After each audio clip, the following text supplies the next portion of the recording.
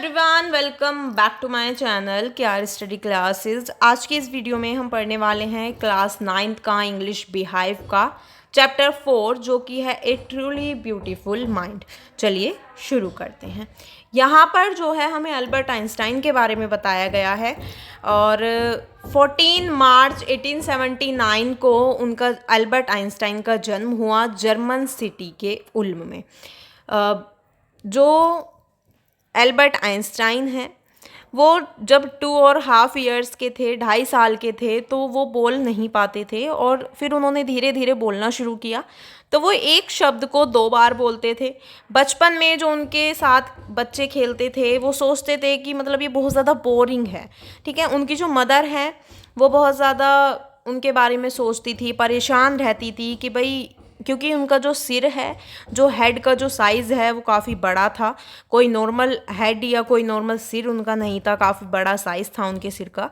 जो head master हैं उनके स्कूल के, वो भी उसे स्टूपिड या बेवकूफ़ समझते थे और शायद किसी भी काम के लिए वो अच्छा नहीं है, इस तरह का उन्हें समझा जाता था।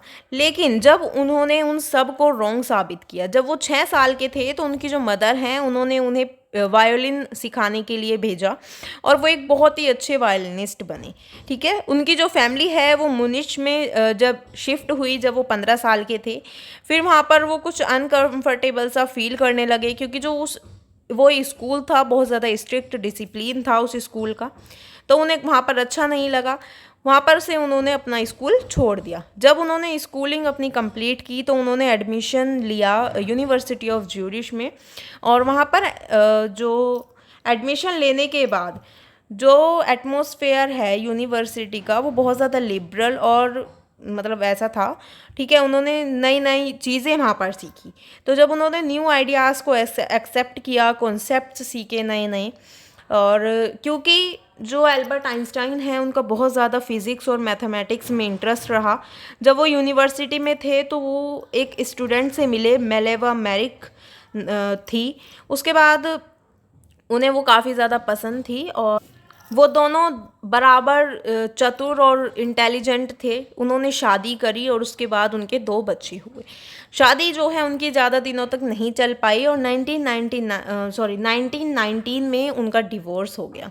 डाइवोर्स होने के बाद जो एल्बर्ट आइंस्टाइन है उन्होंने अपनी जो एजुकेशन है उसको फिनिश किया। एल्बर्ट जो हैं वो एक टेक्निकल एक्सपर्ट के रूप में काम करने लगे पेटेंट ऑफिस एट बर्न में, और वहाँ पर उन्होंने एक सीक्रेट काम किया। जो एक रिलेटिविटी का आइडिया है उस पर उन्होंने एक सीक्रेटली वर्क किया। उसके बाद उन्होंने जो अपना ये सब कुछ एक स्पेशल थ्योरी थी रिलेटिविटी की, उसको पेपर पे लिखा और पूरे जो वर्ल्ड है उसमें एक पॉपुलर जो इक्वेशन है E=mc², ये जो है एल्बर्ट आइंस्टाइन ने इसकी खोज की, इसे सर्च किया।